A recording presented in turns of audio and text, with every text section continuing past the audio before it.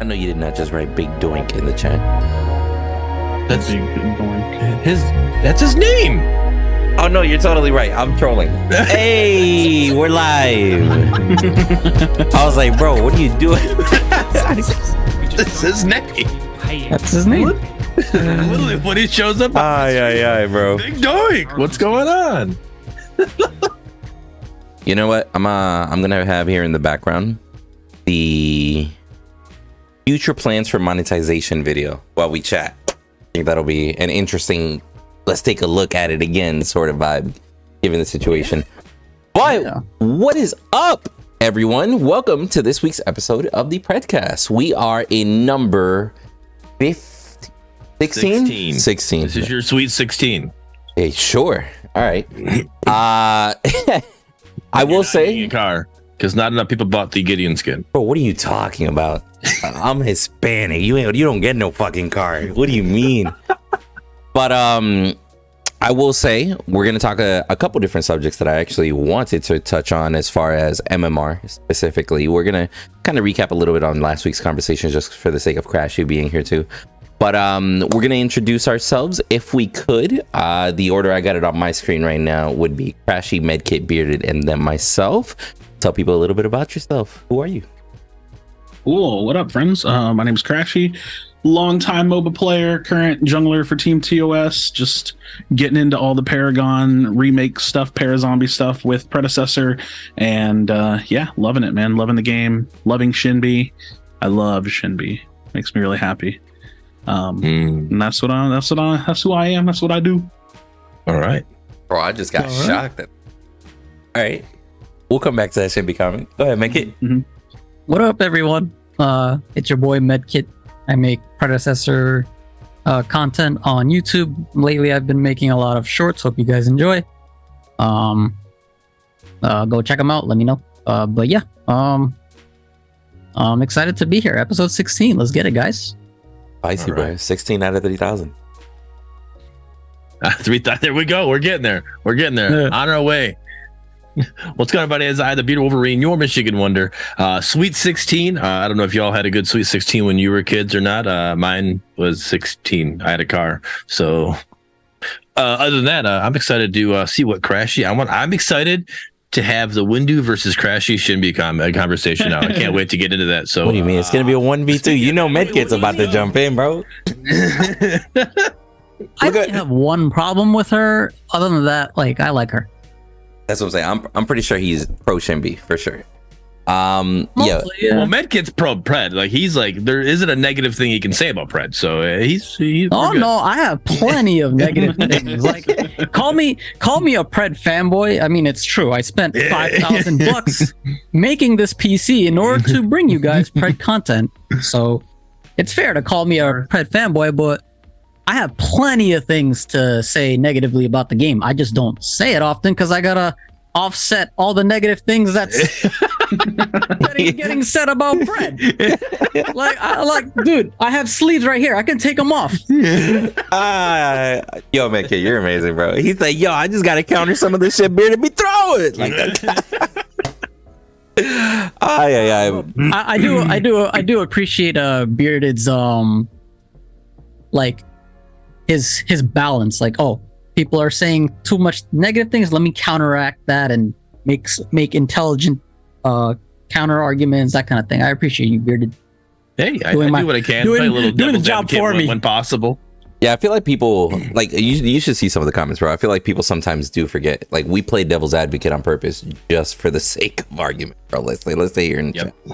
But what's up, guys? I'm Windu, also known as Windu the Mace. I do mobile content. Honestly, at this point, I pretty much just do Predecessor content. I do strategy and racing here and there, but that's just basically taking a back burner. I've been just straight up hooked on Predecessor. And yo, shout out to predtools.gg for actually fixing their leaderboard.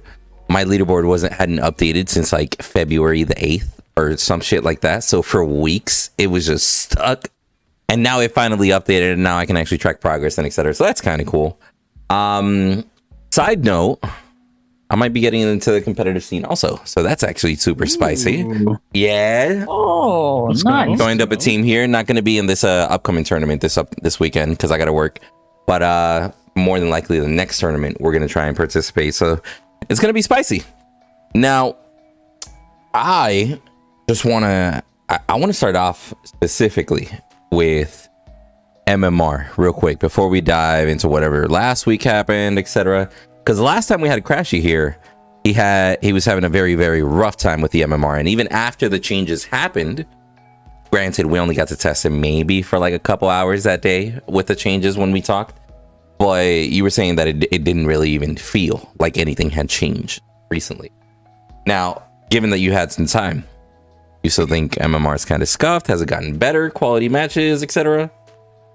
I don't think I've played a 5-stack since whatever their I never queue into 5-stacks now. I don't know how they changed that or what they did. I know they were like pulling back on the group like inflation.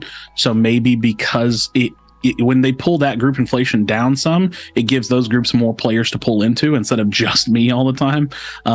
So I mean, literally, like I never queue into 5-stacks. So do I lose games? Yeah. Do they suck to lose? Yeah. But it's like, as long as that doesn't feel like an auto loss and there's like a chance, then I'm good. Like I haven't had problems with matchmaking in a while.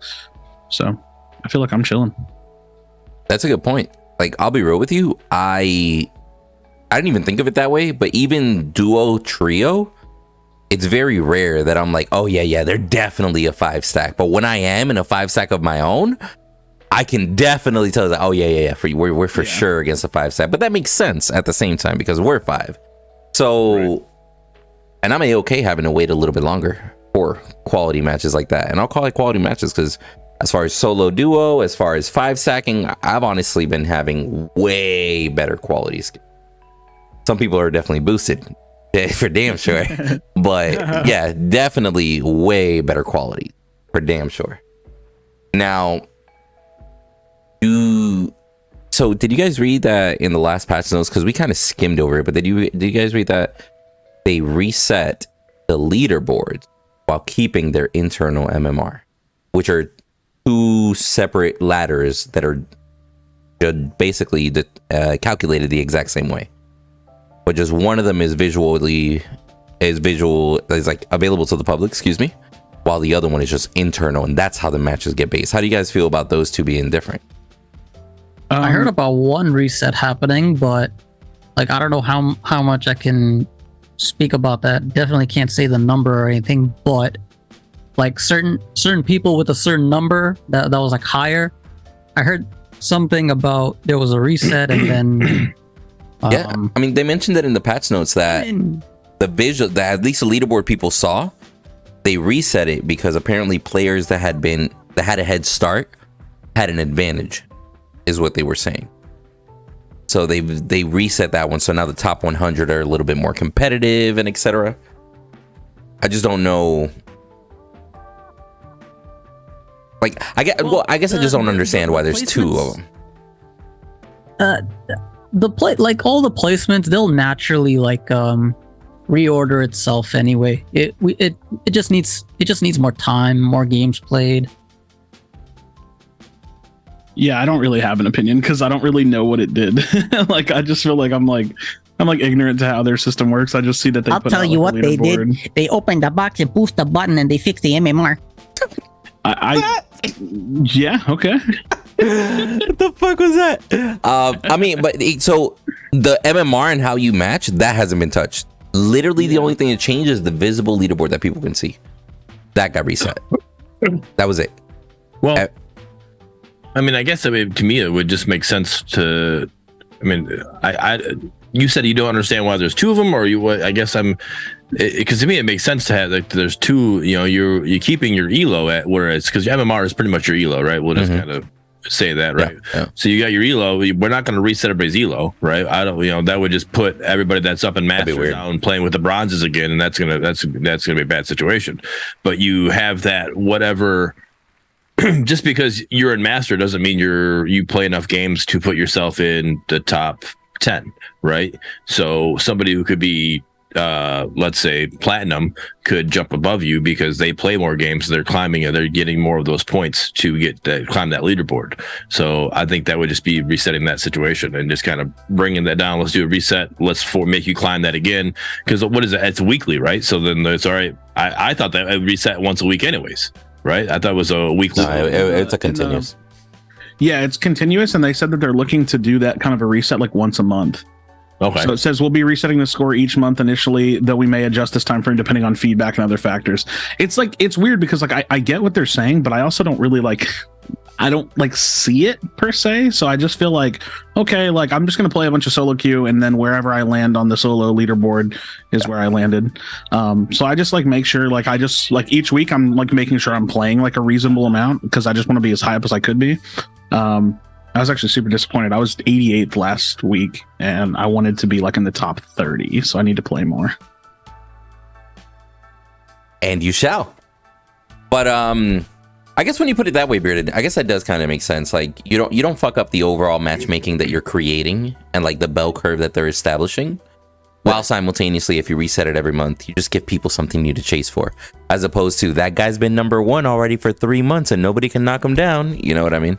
Right, and it just keeps on adding points to that situation. It just makes it to a point, because you got those people that you get a situation, you'll have the no lifers that are just gonna be, they're just all in the top 100 because they're just able to no life the whole time. Then you got people that are that could be better, but they're just not able to play as much. Hey, bro, you should call Crashy a no lifer. I heard that. I mean, if he is, he is. I don't know. I don't follow him.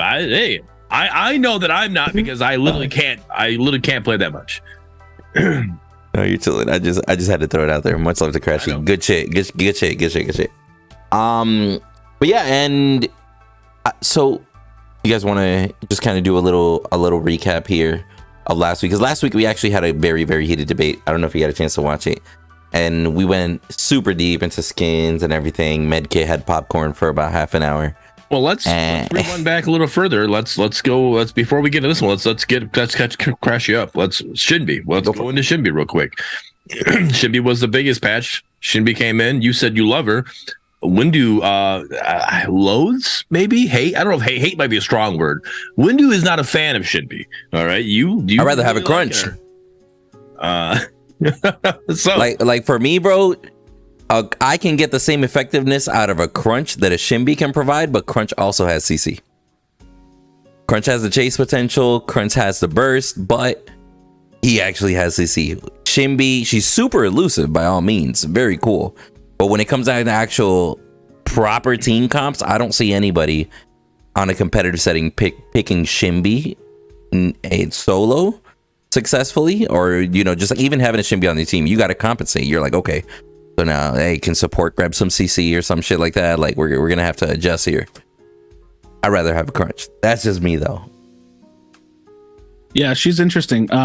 It's funny because I where I'm at, I have to be so loose with what I think about her, because I think she's good, but I can't tell how good. And it's because nobody scrimmed with her. Because when she came out, we were all not scrimming her because she wasn't allowed in the most recent tourney.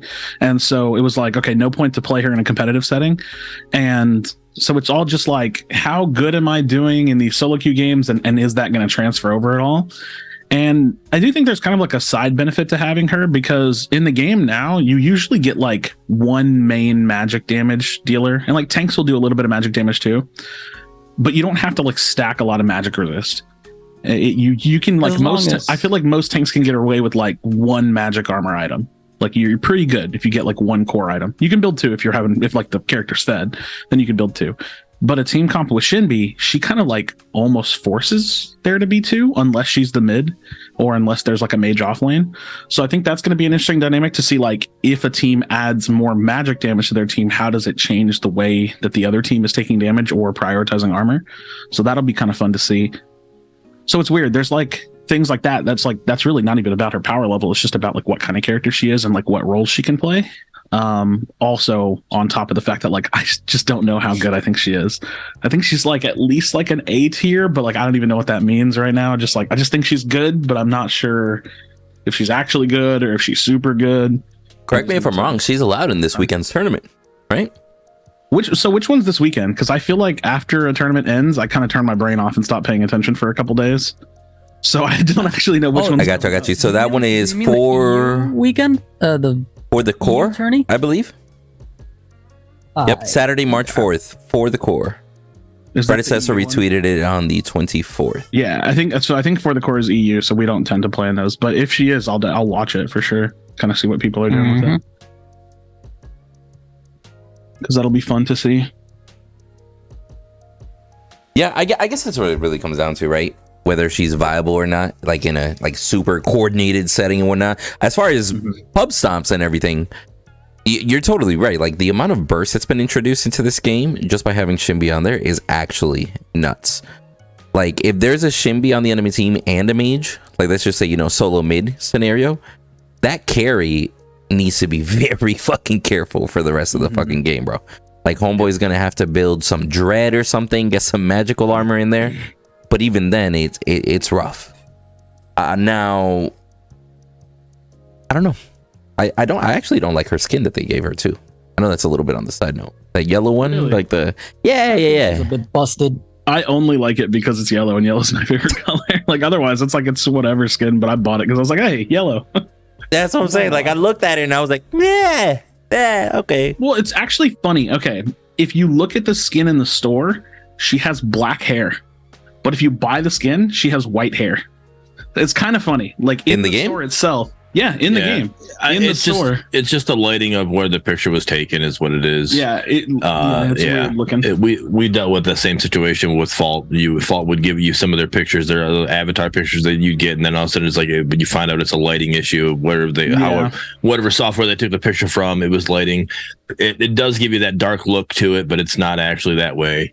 I don't know. Chat saying it's not like a huge deal. It just was interesting. I agree. People were talking about her avatar. Her avatar, I don't know. To me, like it looks different compared to everybody else's avatar, but I think it looks cartoonish. The rest of them looks. It almost looks. The rest of them looks like it's taken from their. It looks like it's taken from their actual person. This one looks like somebody drew it like a cartoon. Like like it doesn't look right. It doesn't. Doesn't look like it was taken from her. Unfinished. Yeah. It looks like there's like textures missing or something. I don't know. It just looks different. Chat saying Shinbi jungle is pretty broken. Meek says in the solo laner she's pretty balanced. Yep. Is her jungle clear that good? The fastest clear. She clears the fastest. In lane though, I would say she is balanced because there's Crunch, right, and he can build Void Helm to help versus that matchup, and Shinbi kind of eats Grux alive. So lane, I agree with Meeks. In lane, she's pretty balanced, but I think her E needs some attention. The way it works is like when you click E, the cooldown starts right away. The cooldown doesn't start once the duration finishes. And another thing about her E right now is that currently almost every other ability, her circle rhythm, right? Yeah. Circle rhythm, right? The one with the wolves that go around you and gives her a shield, right? It comes to a point where she can just like E endlessly. And right now the problem is when you activate circle rhythm on Shinbi, the cooldown starts. What it should do is the cooldown should start once the attack finishes. And not only that, but a lot of the abilities in this game, there's a lot like that. Gadget does the same too. Gadget does the same thing too, same as Gideon. And I think that might be just Richter's, so Astral Catalyst works. Like whenever Richter's, you cast Electro AoE after it finishes is when the cooldown starts. After it finishes, that's when the cooldown starts. And the last thing I would say that's busted about her E is that like a lot of abilities in this game, if you silence them, their attack just stops. If you silence a Shinbi, her wolves still go around. So I would expect. Wouldn't that be a channeled ability? Those kind of nerfs. Wouldn't that be a channeled ability? Her E, just like a Narbash ult, for example, that you can interrupt? Well, I imagine like if you silence her, the wolves should stop. Maybe that was intended, but I'm expecting definitely a tweak for her, I keep saying E. I should be saying circle rhythm because not a lot of people know what I'm talking about when I say E. But her circle rhythm with the wolves around, right? I'm expecting some kind of fix, tweak, nerf on the next patch notes. So I'm not too concerned. I'm pretty sure she's gonna get nerfed, and it's gonna be her E. Saber's just saying I think she should use a little nerf in the mana department, and I kind of agree with that because her Q, her little line rhythm that she's got, that thing is like there's like no cooldown for it, and it doesn't cost any mana. Pretty much, you could literally just spam that all day in lane and have not have to back for anything. It's crazy how often you can spam that ability. I'm not saying that ability does a lot of damage, but it actually kind of does do a lot of damage. It's wave clear and does damage if you can land it right on the the opposing person. So I think that one, a little mana increase on that one would definitely be a good nerf to her. Sundown, thank you for the raid. Welcome everybody from Sundown stream. I hope you all had a good one. Yeah, it's weird. I still feel like, even though I've been playing her a ton, I don't have like my footing on what I think about her balance wise. Like, I do, but I'm just like reluctant to say it. Like, I just feel like she's like good.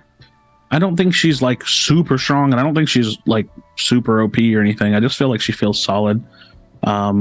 Taking her, if you're not picking her mid lane, which ironic enough, I think is her worst role. I agree. I think she's way more a jungler and an offlaner.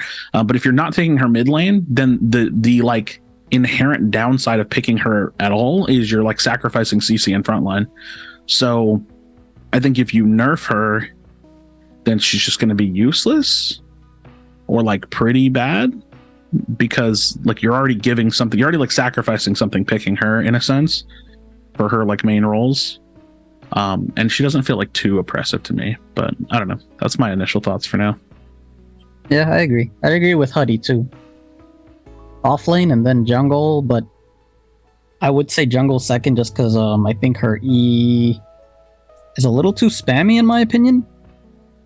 And mid lane, yeah, I don't think she's that great in mid lane because at least with Countess, right, you have that rotation of burst to like go in, burst them down, back up, and win trades that way. But with Shinbi, it's very like it's not a burst of damage and then you chill for a bit. And CS, it's more like you have to kind of poke and you have to have your dash and you have to use it smartly. And yeah, I don't. In Paragon, she was a pretty good mid laner and off laner. Now in this game, she's definitely strong in off lane and jungle. Do you guys think adding Shin, because you know how we criticize a lot how Shinbi didn't really make sense to the whole roster of heroes being introduced? The thematic. Yeah, like, but do you think her being in the game now, do you think she was like an addition that was needed? Or do you think they still should have gone with somebody else? Hindsight? Yeah, I still say I would have liked Terra or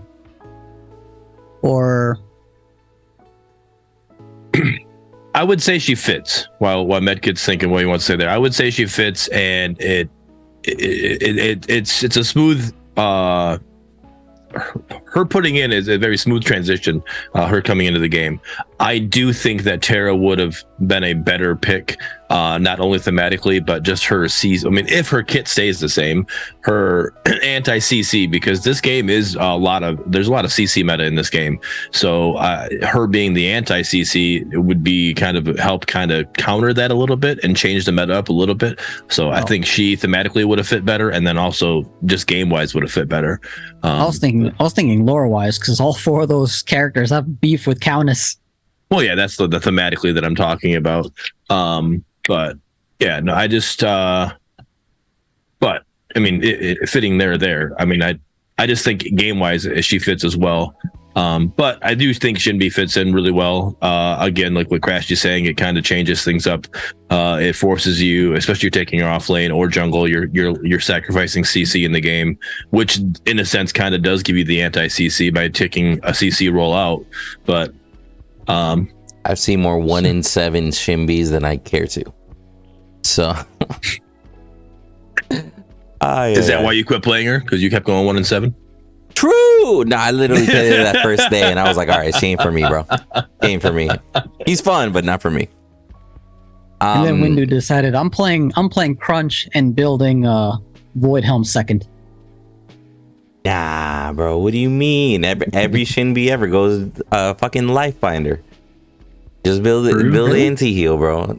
I feel like I don't know why. I see almost Insipik Megacosm Lifebinder on almost every Shinbi that I see. I'm going Megacosm Worldbreaker Lifebinder. I want to get the health scaling up first. See, there you go. So Motion says something that kind of makes me think about it. I wonder if it's true.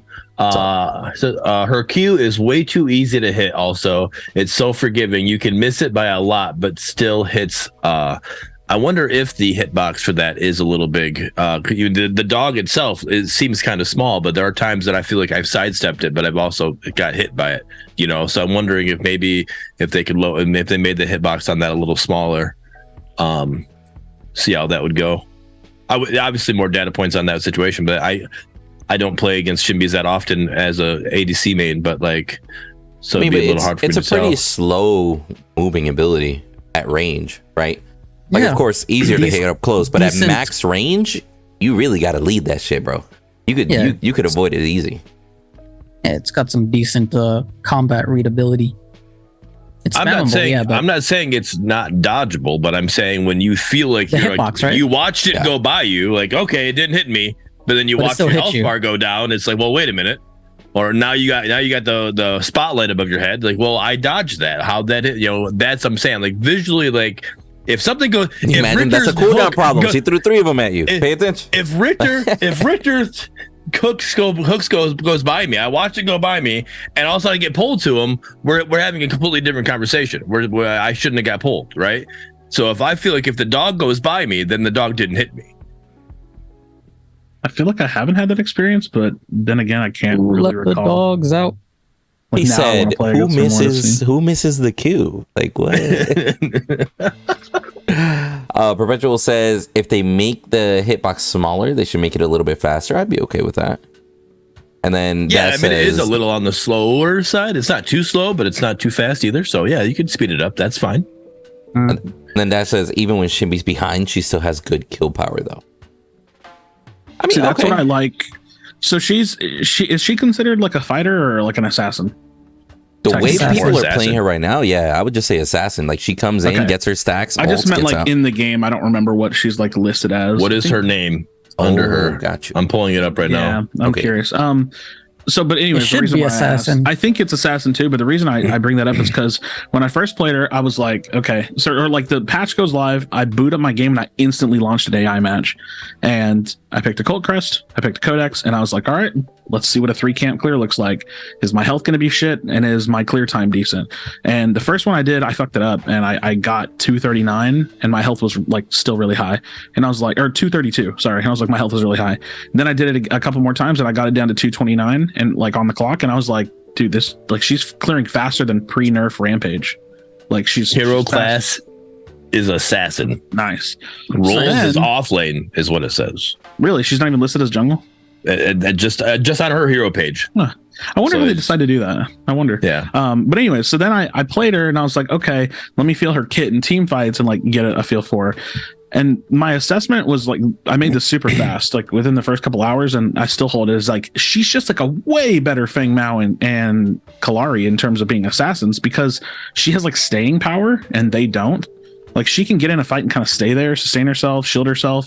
The other thing is with her kit, she has damage. I was trying to explain this to a friend of mine. She has damage instead of having to find damage.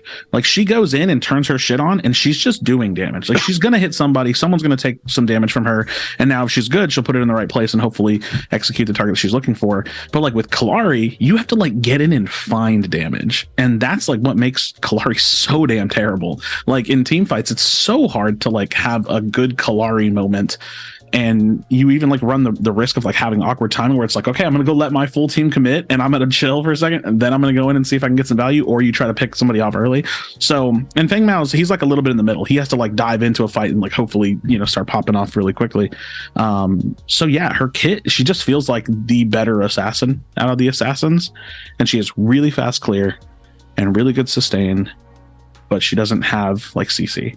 So I want to counter a thought there. I want to counter a thought there with you. If Kallari and Countess had the exact same jungle clear as her, would they be considered oppressive? No, I think Countess, yes, but that's because it's Countess. Like if Countess could actually clear jungle, she'd be insane at jungle, and she would be like she would just be way better than she is now because she wouldn't have to deal with bad lane matchups. She would just jungle, like she would just rip through jungle and be good. But her jungle's so bad.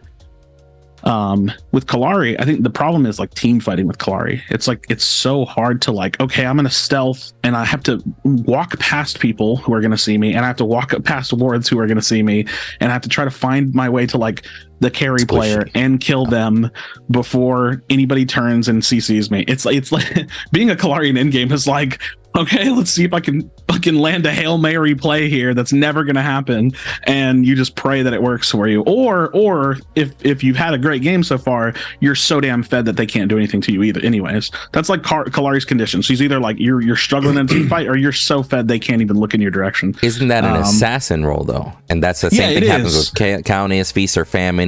It but definitely with Shinbi, I don't think there is Feast or Famine. Shinbi could be 0-5 and still come in and clean up.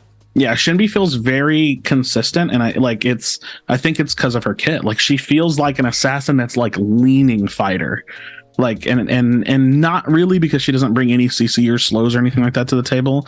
At least I don't think like her Q slows or anything. No, but I get you. Yeah, like her she's got that shield. Exactly, her presence is like I'm in. She's actually in the fight. Whereas and honestly, Feng Mao will get in. That shield is nuts, bro. Yeah. I agree. She feels somewhat of a hybrid of a assassin / bruiser, and I think it's mainly because of her E, the way mechanically it works. It does, like assassins, in my opinion, if like they kind of need to be bursty.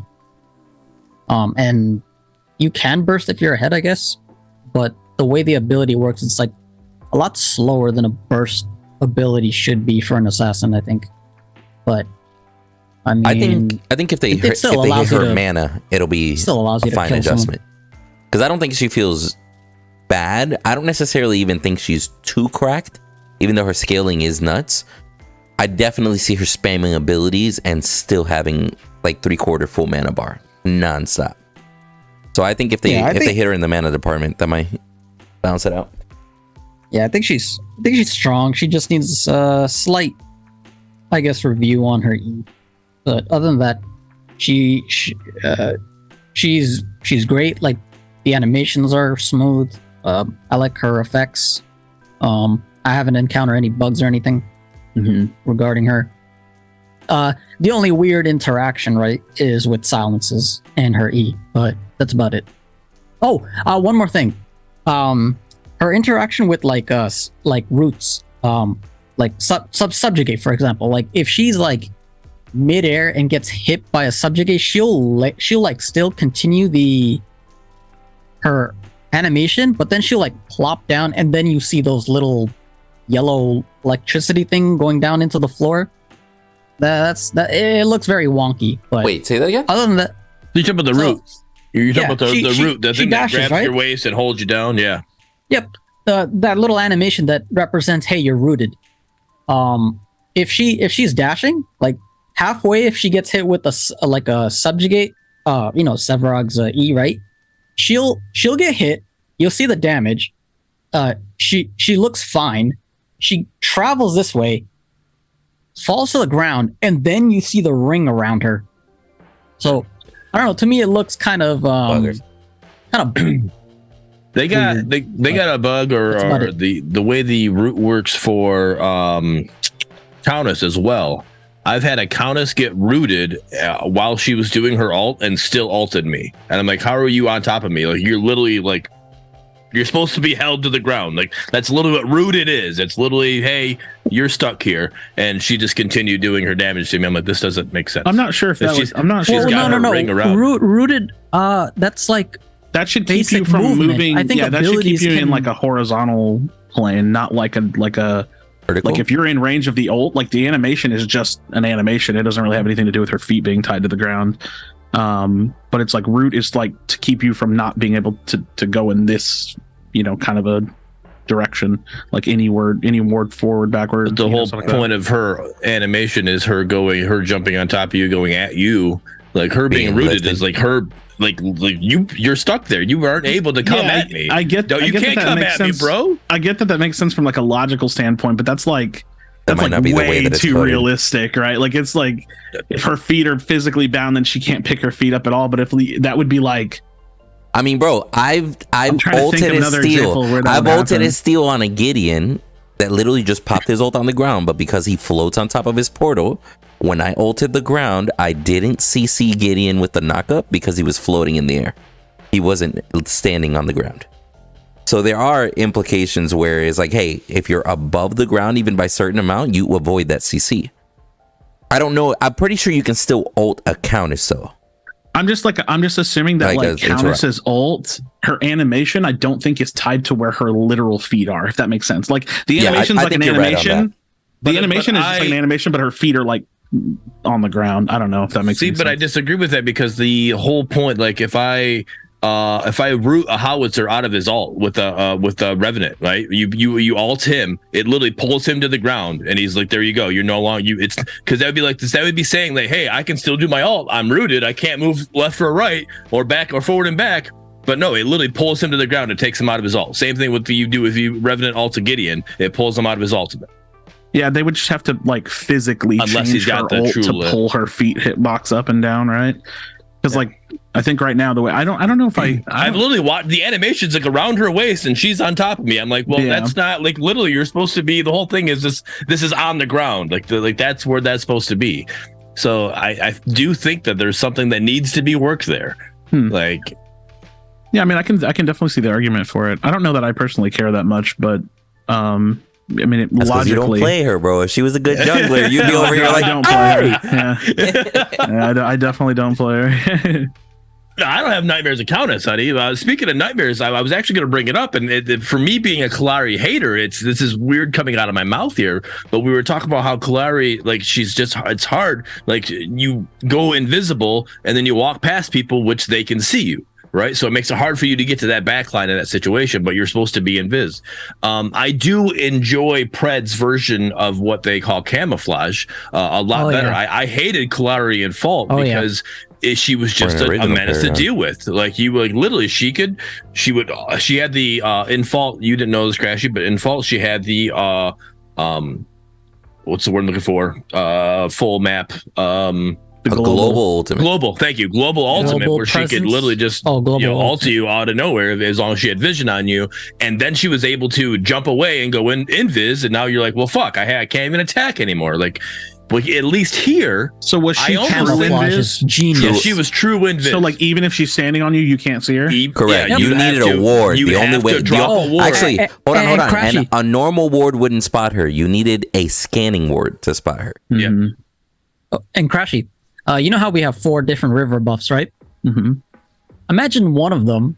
Oh, I know. It was randomly spawns. Yes, imagine one of them has a chance of turning you completely invisible for like 90 seconds, bro. Like something stupid. I'm so happy that shit's not in this game. I really do like this orange buff. Me and Feppy watched like an old EU tournament on Monolith, and like Import and Blood Mortius were in the games, and there I think it was Blood Mortius. There's a clip of him as Grux, and he gets the invis river buff, and he walks into the lane behind them and just blows Grux kit. Like he pulls him in, knocks him up, CCs him with all from invis. It was disgusting. It was actually so crazy. If he remembers that and ever comes across this, that would be really interesting, because it was like, oh my god, I can't imagine having an invis buff on the map. That would be awful. There were some invis items too. Not a fan of that. Yeah. So, before we go straight invis on the conversation, this is what I'm actually suggesting, possibly for Kallari to kind of bring her back. What if we give her the global ultimate? You keep the camouflage situation, but she's able to at least get to a squishy. Next topic. She's able to get to a squishy, but then she can go invis, but guess what? You're still in that AoE. You need to actually get away. If you can keep an eye on where she's at, you would still be able to get her, in that situation. It's not just like it gives her a little bit of a chance, a little bit more of a chance, but it's not a full chance. I'll counter you. How about we say fuck it and give her CC in her ultimate? Why not? Okay, no. Anyways, next topic. Anyway, I'm just gonna counter real quick. No global ultimate. Just make it so that AOE around her for visibility is a bubble instead of just vertically, like a vertical cylinder. Because right now, if you jump over somebody, the ring shows up on the ground. If you're like in the air double jumping, and the ring will show up on the ground. But they should make it so if you're if that bubble of yours is above them or just like off to the side diagonally, that it shouldn't show, just to kind of increase their potential to get back there. But I'm okay with next topic because I hate Kallari, even though she does feel kind of worthless right now. I just feel like Kallari's she's always going to be this polarizing, right? Like she's going to be either really, really good or she's going to be like a pub stomp hero only. And nerfing her early game, which she arguably was already on like a timer for getting like a great amount of value, nerfing her early game just made it so much worse to play her. And she can still drop 20 kills in solo queue. So like she's just always going to be that character. She's either going to be competitively viable or she won't. And she'll probably always be good because she's a character that you have to have more natural game sense to deal with.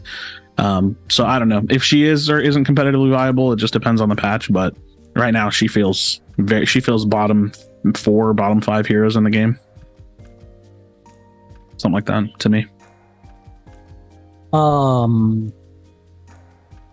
You guys want to talk about UI now? Not yet. Let's we got to talk about this last update. Don't say more the last patch we had. No. All right, cool. We got to get Crashy's thoughts on the skins that were introduced, the what else did we have this last update? Sorry, I'm blanking on it.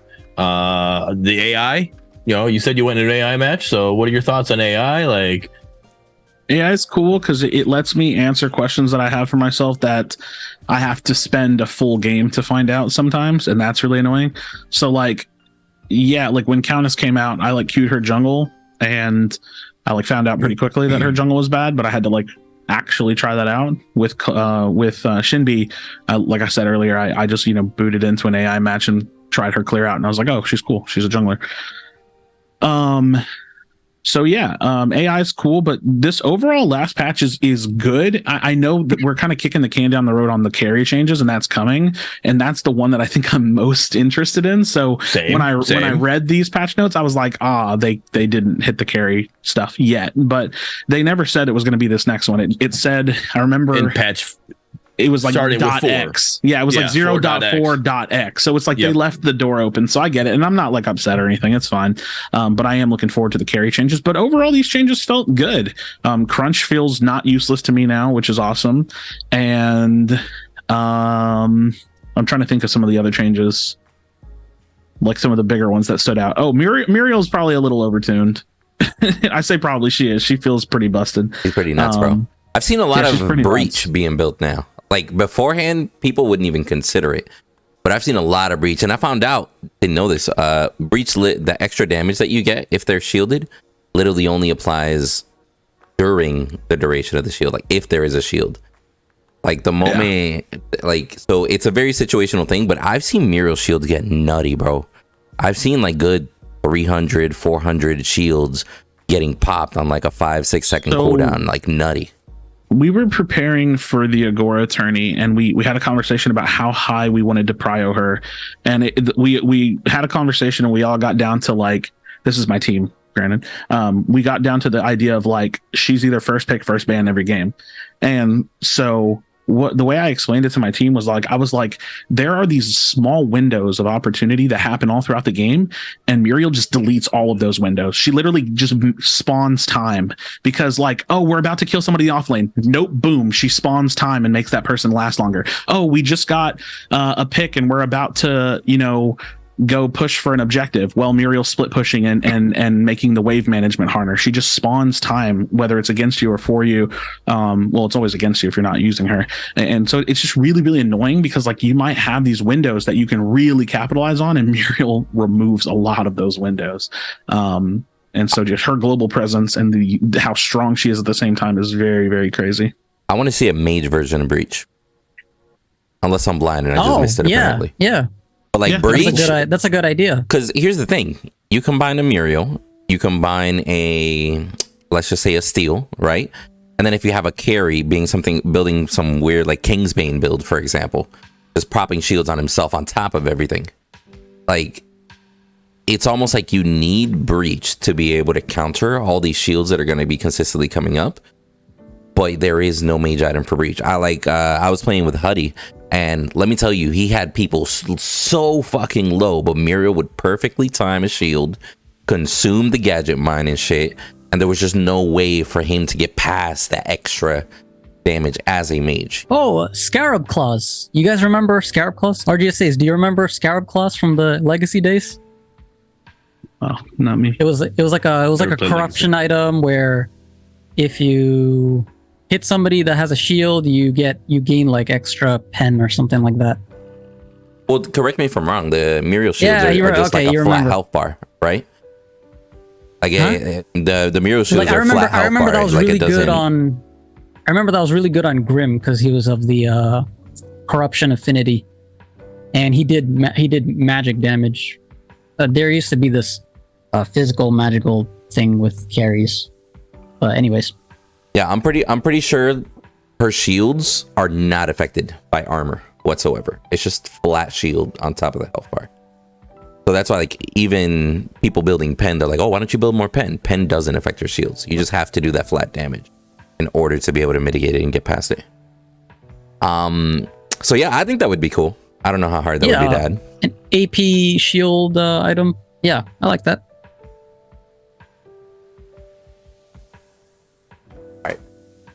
All right. So thoughts on the store, Crashy? I like it. So again, you have to like, it's such a funny thing. I come from the like non-Paragon history Correct. perspective. And so like all of this stuff's new to me. I've never seen any of this stuff basically. And so I see the skins and I'm like, oh, this is dope. Like this is awesome. Like there's something to get excited about and something to buy. And then a lot of people were like, oh, they're just like old skins. Like they're just like old skins that like used to be in the game, and I was like, yeah, but I didn't know that. Like, right. To me. So I was happy with it. I think it's cool. Like I feel like a little pricey, but like I'm not that worried about it. A little pricey though. And I watched your reactions, bro.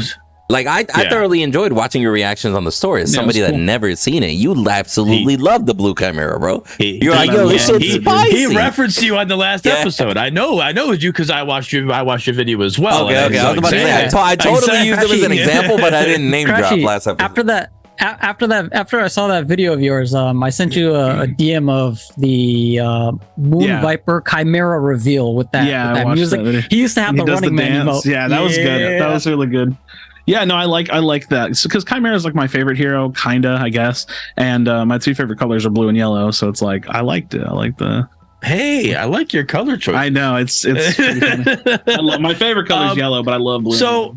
And I really enjoyed your video because I wanted to see a non-Paragon fan's perspective, and it was great. So I enjoyed it, and that's where I kind of was. That's where I'm at that same situation. Do I think they're a little pricey? Yes. Mm-hmm. Am I that worried about it? No. The thing that I don't like, my biggest gripe about it, is the differences in all the prices. Like you have your $6 skin, you have your $8 skin, you have your $13 skin, you have a $16 skin. What's the difference between the 8, 13, and 16? Like, why are those so vastly different? Like, it doesn't make sense to me. And that's where I'm like, there needs to be. 16 minus 13 is 3. What else? Bro, I got a solution. You said difference. I don't know. I had to. Okay. He said, what's the difference? So I did some basic math. Yeah. So I got a solution. Check this out, and I want to hear your thoughts on it. What if Omega did this? 3 colors. $3.99, and their lowest pack that they offer in currency is exactly 400. So even if you're able to buy, you still have 1 or 2 coins, which will always incentivize you to spend more. Because like, I got 50 coins. I might as well buy more. You know, like that little gambling addictive side. On top of that, besides the $3.99 being a simple reskin, a tier 2 that adjusts the character model, make that shit about $7.99. Keep it the 99 so you can always kind of upcharge without making it seem too expensive, right? That's a physical character model change right about the $7-8 range. You're like, okay, you know what? Your character model significantly changing, still base animations. Now that allows you then at that point for higher tier skins, you can then put it at, I don't know, let's say $12.99, for example. Because if you consider at that point, it's like, hey, from a tier 2 to a tier 3, you're telling me a $5 difference is going to get me custom animations? That's not fucking bad, bro. When you consider like the fact that you're going to play this skin all the time, the custom animations, imagine a Red Gideon port, like Ultimate and shit like that, you know? A $5 difference? Not bad. And that's part of what I was talking about beforehand. When you consider the drink size cups between small, medium, and large, putting that medium one at a good spot in between, the low one is still very achievable, $3.99. The medium one is not a bad spot, $7.99, right? Very similar to the Drongo skin that's at $800 right now. And then a higher tier at $12.99 or above from there, depending on the quality that they put into it, animations and etc. How would you guys feel if they did that sort of pricing? I mean, I think it makes sense, right? Because you're basically building like a tiering system, right? Like you kind of like set the floors on like what to expect for a certain price point, and then it's very transparent, right? Like you look at it and you're like, oh, okay, this is like, you know, different animations, different coloring, and change the character model. I know what like I'm paying for this. So I think that's like they did confirm tiers per skin are coming in future batches. So they did confirm that that's going to be there. It's just not there right now. Well, yeah, I think that it's just. There's probably something to be said about the psychology of it too, right? Like when you can look at something and like identify like what what it's going to cost, it's probably like better as opposed to like confusion and chaos, I guess. Well, I mean, but I think when you're talking about that, you talk about the psychology side of it. Like we're looking at a Gideon skin that's $16 right now that doesn't change animations, doesn't do anything. So when we're looking at an actual tier 4 skin that's going to be a complete remodel plus animations. What are we talking about? How much are we talking for that one? Probably like 20, 25 bucks. 20, yeah. Which is like expensive, but like, hey man, like you're getting that premium shit. Like I don't know. Like yeah. I think it's going to be more than that. Dope. Maybe. I think it's going to be more than that because if we're looking at that Gideon skin, that's a tier 2 skin. We're talking about a tier 4 skin. We're and yes, I said 4 skin. We're talking. We're looking at. I'm saying $35 for that skin at that price. Like that's. So here's the crazy thing. It's like that's pretty expensive. And I hate doing this because that's like I don't even know if I agree with myself fully. It's like, but like it is an option, right? Like you don't need it. So it's like I feel like when you're someone that buys cosmetics, like you're probably someone that's like really in love with the product. And I always have like it's almost like a sliding scale that I can barely explain. It's like if the game is good. Like if the product of what we're playing, the ranked mode, like the whole big picture, because that's obviously where we're going. If it's good. Like, dude, I'll chill and just spend money. I get to a point where I'm just like, dude, this shit's good. Like it's buying me so much happiness that I like am barely spending any money on. So every now and then I'll drop $40 and buy a bunch of platinum or whatever.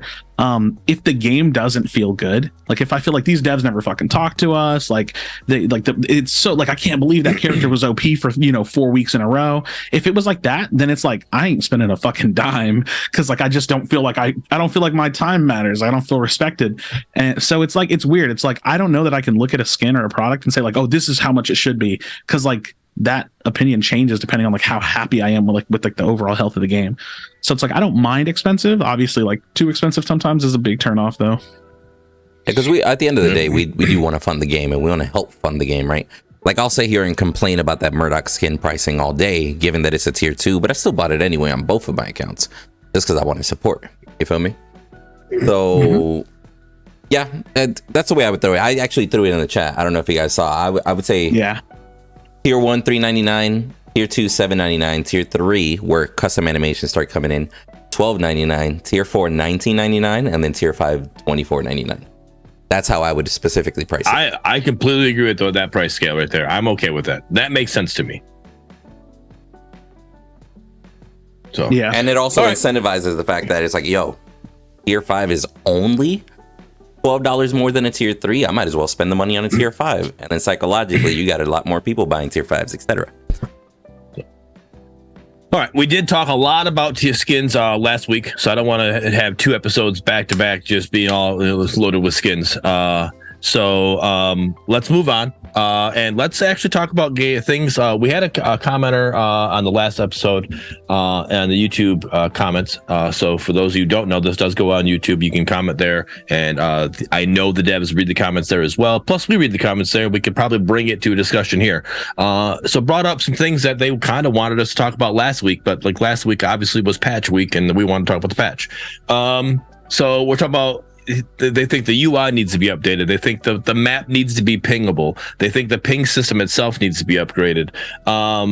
So I want to get your guys' thoughts, something that you guys think that really needs to be in this game that we think the devs really need to truly be working on, or what you guys think the UI, like give me like an idea of the UI, like where it's bad right now and what you would do to fix it. Give me some ideas here. We can shoot to the devs and give the devs some good points. You guys in chat live right now, give us some points as well, what you think needs to be updated. It doesn't have to be UI exactly. It could be anything, ping system, whatever, however you want it. If you want the Apex ping system, whatever, stuff like that, like, hit us with it, and then leave the comments if you're watching it on YouTube as well. Leave us comments below so we kind of go over those. We talk back and forth on the comment section. Wow, Yep. that's a loaded question. Go ahead, Ace, Megan. I have some ideas right here. Bam. Prepared. So let me start with tab screen. I would like a reworked tab screen. Me personally, I don't like how it's like full screen, all in my face. I would like a little bit of like see-throughness, so I can still kind of see what's going on, when I hit tab. What do you guys think? I completely agree. At least the Tab screen, background of it, yeah, like a little opaqueness to it. how I would fix the tab screen is I would put the team, one team on this side, one team on this side, not stack them top on top, and I would put lanes together. Right, because if I'm ADC, I want to know how I'm doing against my opposing ADC. Exactly. Right now, I'm looking. All right, I'm finding me. Then I gotta go find their ADC. I'm like, all right, where's their ADC at? Oh, there he is. There's a CS. It's so much more time. If I know, hey, I'm there. Look across. There's the CS. I know how I'm doing. I'm competing against them. That's right there is how I would fix the tab screen. And the CS. And the CS columns are like somewhat close, so you could just look in one general spot rather than looking across, right? So exactly. Hero picture here, and then the best information kind of closer to each other. Yeah, because oftentimes gold intake, CS. Yeah, oftentimes when I hit tab, I want to see the CS difference, and I want to see if I have an item advantage. Yeah, so UI wise, I mean, I definitely agree with all of that. I'm gonna throw in like one thing. I played Paragon the Overprime for maybe 20 hours, and I just did not like the game. But pressing tab in that game and it having two core functions in one button felt amazing. It felt like I would literally just steal that. I would steal that tab page because it's like a smaller UI window that shows all the info that you need, doesn't take up the whole screen, and you have a pingable map, and it's all in one button. Yeah. Yes. They basically steal it. Because they basically took the idea of Smite being able to ping the map and just integrate it into the scoreboard, and it is a great idea. I would steal that shit. Yeah, that is it's a 2-for-1. It's going to be better for controller key binding. It's going to be, you know what I mean? Because what you do is say you press the back button on a controller, it brings up that tab screen. I don't know what it is right now because I don't play controller. And then you just use your right stick to move the mouse. You know what I mean? Or move the cursor. Yep. It's it would be. You could make that work. You can make that work for sure. Yeah. No, I think that's a good idea. That's huge. Windu, what do you think about the tab screen? So on the tab screen, I definitely think just basically making the background opaque so you can see through it, and then providing more contrast to the actual words themselves, like a little bit of an outline, just to make them stand out to everything, would solve that entirely. My biggest issue is the announcer, bro. I'm so annoyed at the announcer in the middle of games, bro. You imagine, somebody just got a penta, and then the penta just ended. Triple kill. Quadra kill. Penta kill. I'm like, bro, just skip the penta. Yo. I hadn't really thought about it. I don't know. That just irks me. That's just a me thing, personally. I wonder, is that something that you could do? Like you could change the queue time on that. Like, so like, obviously when you get a kill, right, it goes into a queue to let the announcer know, like, hey, this is your next thing you're gonna say, and then a double kill comes in. Like, you might as well just get rid of the first kill. All right, double kill, and then like, and it's like almost like depending on the timing that it happens. Like, if it's in a queue for so long and you still haven't said it, you just go to the next one that makes more sense, right? Couldn't that like just like be a coding thing that you can just like, all right, hey, if we know that there's a triple kill, we don't say double, we just say triple kill. We just go right to it, because it doesn't make sense to say double and then say triple, right? If that's what it ended up being. And then obviously when we get to a penta, now if because there's times that you get that quad kill and then you're chasing that penta, right? So at that time you would say quadra kill, right? Because you're still chasing for the penta, so everything's already set at that time, and then you could say penta after you get the penta kill. That would be fine.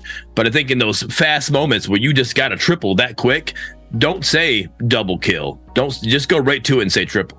I think it's like an elegant program.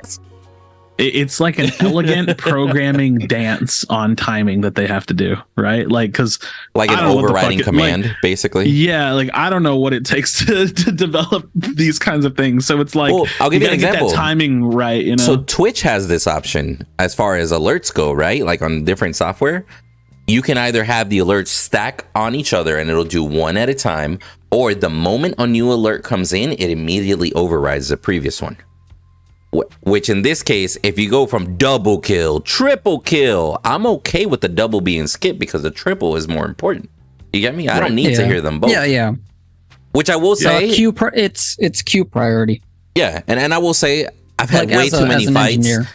Yeah, I've had way too many fights that imagine the fight started. By the time the fight ends, I got a double and a triple kill separately. I didn't get the penta. It said triple kill. A couple seconds passed, killed the other two, and now it's double kill. I'm like, great. That's an unofficial penta, I guess. Like, I feel like that little timer, they should extend it a little. The worst part about like an extended wait time for the announcer to say it's a pentakill is like for like if you're making shorts on YouTube, you want to keep it somewhat short, but you can't wait an extra 10 seconds waiting for the announcer. Yeah, you want to make sure you get that little announcer announcement in there. I completely agree with you. Yeah, when you're doing clips, that's huge on that situation. Yeah. So the other like a timing override. I see the comment you're about to talk about, Bearded. You're good. But I want to quickly mention like the second thing I have on this list that I wrote down, and it is the a crest diamond. I want a crest diamond up on the allies' portraits. Oh, there's a blue one for ultimate. That's a good one. There's a gold one for blink. I want maybe a red one. I don't know, pink, purple. whatever. Purple, Windu wants purple.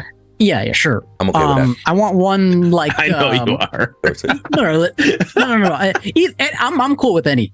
Make it green, make it pink, whatever. That's a great idea. Like fucking Tuco, blue, yellow, pink. Yeah, man. Yeah, more of that. Yeah. Give us a Neapolitan, diamond up there. But anyways, a diamond to indicate if an ally's crest is active or not. Yeah, that'd be cool. I'm with Reaper in the chat too. More contrast or different positioning on those diamonds. Because there are certain they're very skins. Small. Yeah, they're small in certain skins where I'll be like, and I'll be honest, I forget half the time. I'm like, blue one, is that fucking ult or blink? God damn it, bro, I don't remember this shit.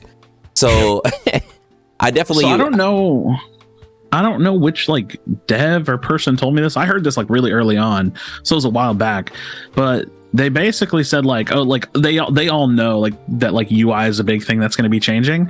But one of them told me they were like, all of our or most of our UI is like engineer designed.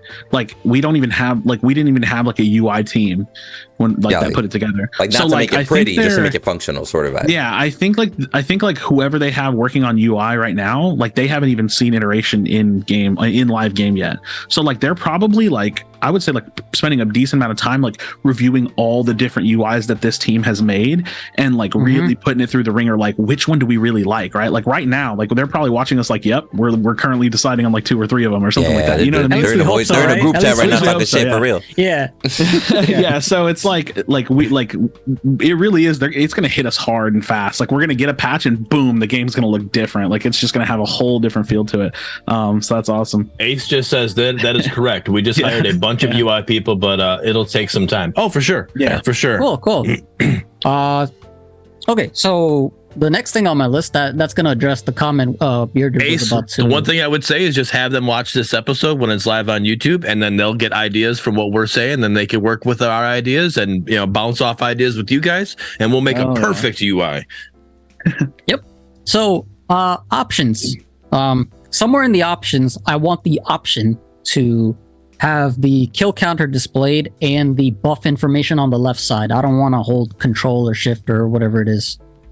Yeah, I want the option to buff information always on or off. That'd be good. Yeah, if I could leave I didn't even think about the buff duration. Because sometimes I want to know how long I have Prime for. Sometimes I want to know how long I have Primordial Blaze you gotta for. sit there and Sometimes I guess want to at know that timer. how long do I have my red buff? Can I get a gank or is it gone for 10 seconds or things like that. So it's weird. This is always like the flip side of that coin. Is it a skill to quickly press control and manage your cooldowns, or is it an unnecessary thing? Like it's just like a step down in quality of life. Like competitively speaking, I would like so there's 2 types of people, right? One that wants that cinematic experience, so the least cluttered UI, and then there's competitive players like you and me, where we kind of like we know how to we want to see numbers and take advantage of that. More information, the better. And we don't really mind more information. But I want the option so that way I can toggle between either. Yeah, I would be okay if they treated it, for example, the scoreboard that you mentioned, if they treated it just like the chat, automatic off unless you decide to enable it. Go into the settings, start kind of tweaking the UI or whatever. But if they keep it, I am curious what the findings have been on like surrenders. I'm pretty sure I've noticed surrenders have gone down. Really? Me too. Yeah. Surrenders have gone down. Can I get something off my chest? This is probably gonna be one of the most aggressive things I say. Go. Dumbass people that just want to forfeit all the time, dude. Bro, I had that shit today. I will drag these losers across the finish line, kicking and screaming. Wait a minute. That is let me carry you. Isn't this the guy that was forfeiting when he was going against 5 stacks? Yeah. Yeah, definitely. No, I do forfeit. But dude, I have a couple of games that I posted of people like, this game's over, and I'm like, dude, it's like minute 8. Like, what do you mean? Like, bro, we got plenty of time. Today, I had a solo laner that in the first 6 minutes was 1-4. Our Decker, her carries 3-1. Our Decker decided this game is over with. GG, go next. Spent the next 20 minutes on core, bouncing around the core and refusing to play. I was like, bro, you guys are winning your lane. Why are you out of this fucking game? This Shinbi's still fucking trying, even though she's getting dicked on, but she's still fucking trying. Why is the Decker quitting? I was like, bro, but I have seen a lot less. I'm talking about like, if the match is 1-5, instantly, it's like FF, go next, GG, Alt F4. It's weird. Yeah. The way I've noticed it is that if an individual is not having a game in their image, in their vision of how the game was going to go, it's over. So if you're even though the rest of the team are doing great, I had an offlaner that was like 1-3, and our carry was like 7-0, and he was like, "This is over." It's like, do you know what's going on everywhere else? I think that's the negative of having the kill count taken off. He's on the island. He's on offlane island. Wait, I think that's the negative of having the kill count taken off, though, because you have those, like, I literally have those games. Like, I'll go into off lane and I'm just getting shit on, right? And I'm like, what the fuck? I'm like, man, this game's over with. But when the kill count was there, I was able to see, oh shit, we're actually up 12-10 right now. Oh, okay. Or like it's close, right? Like 6 to, it's only 6 to 8. We're barely. Yeah, I'm like, oh, we're actually up. Like, this isn't as bad as I thought. I literally thought we were just getting stomped, but nope, this is just my lane. All right, then I stick it through.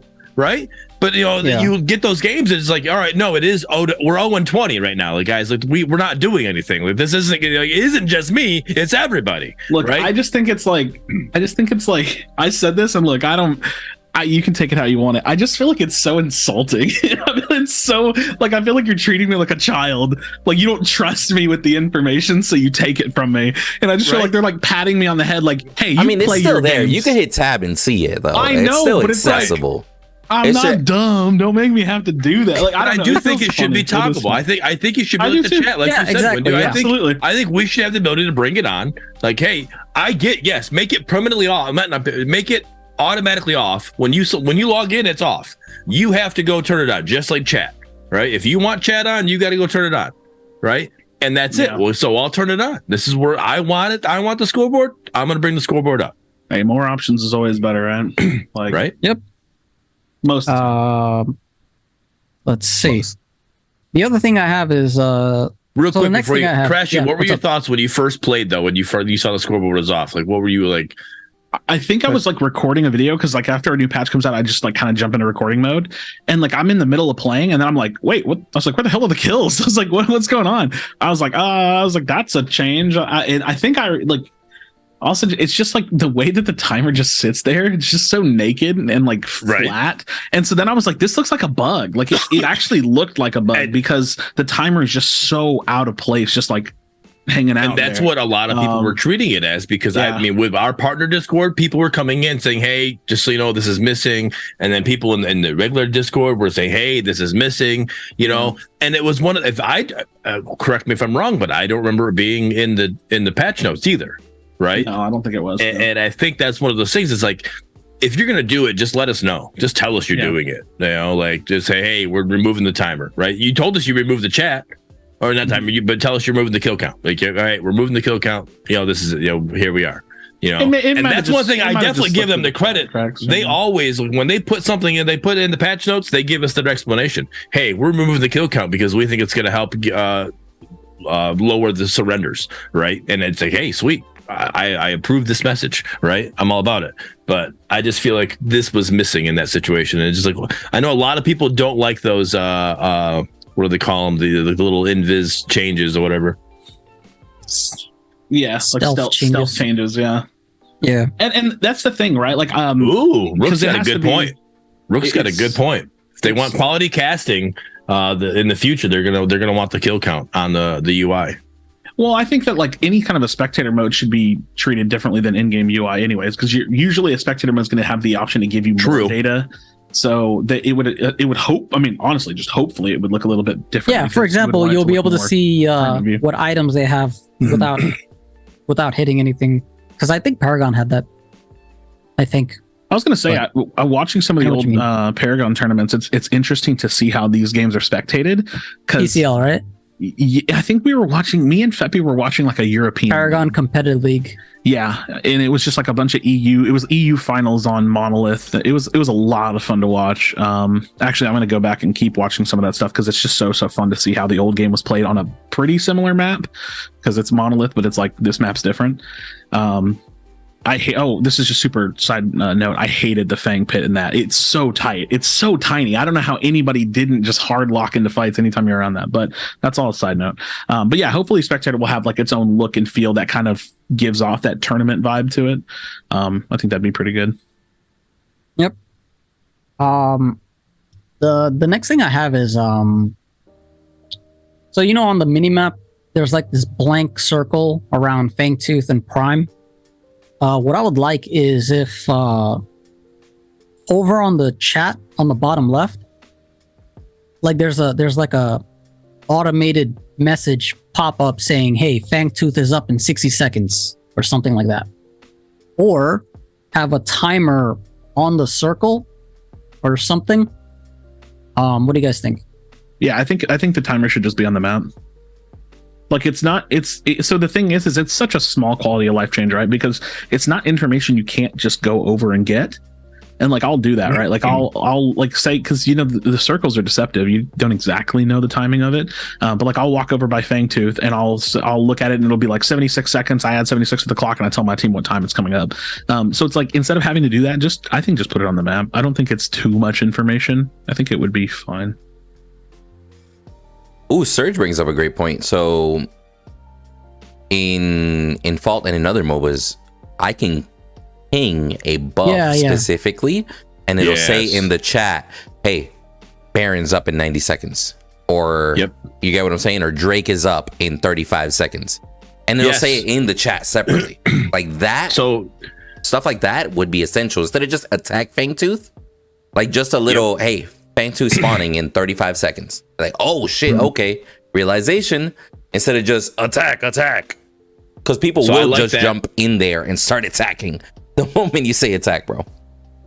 I like that with the tied into having that tab screen having the things on the tab screen be clickable, like the bounty system, like clicking on the bounty. Hey, this person's got this bounty, or items. This person's got this item. You know, let them know like, hey, we got this. We need to. You know, I love when Fault introduced that. That was great. That was a huge thing. Or you can let hey, that was cool. My item. I have this item finished. You know, like you know, we can let your team know that. Yeah. I think it's, I mean, oh man, if you really look at the scope of what we're asking for, it's long haul, right? Like it's so for long sure. haul. This is all nitpicking. You have to program. Yeah, it's just, I'm just thinking about like, I've never really thought about stuff like this on the technical side because I'm just such a consumer. But I'm thinking about it like if you had a smaller, because we talked about like basically copying how Overprime does it. If you have a smaller tab screen that has all the data there, in the middle, there's a pingable map. Then you have pings that work on the map, pings that work with chat to correlate to a certain message. If you have like an enemy laner, say you got their flash, you could ping like their flash icon and then it would say, you know, enemy flash down. Like it's like there's so many layers of like a really fluid like mouse controllable ping system to buttons that then to chat. That's an undertaking, but damn, it would be good. That's a lot of work though. It is, but definitely worth it. I think that, absolutely. The quality of life of what we just, that little snippet right there, the quality of life would be huge with just all that going on right there. Lecron says I'm garbage at typing mid game. Give me something. I hate typing. I literally, that's why for the longest time I didn't even have chat. So I play with my keyboard. Okay, if this is flat on a desk, I play with my keyboard like this. So typing is really annoying. It's like I don't know why I'm comfortable playing like that because it fits like my elbow.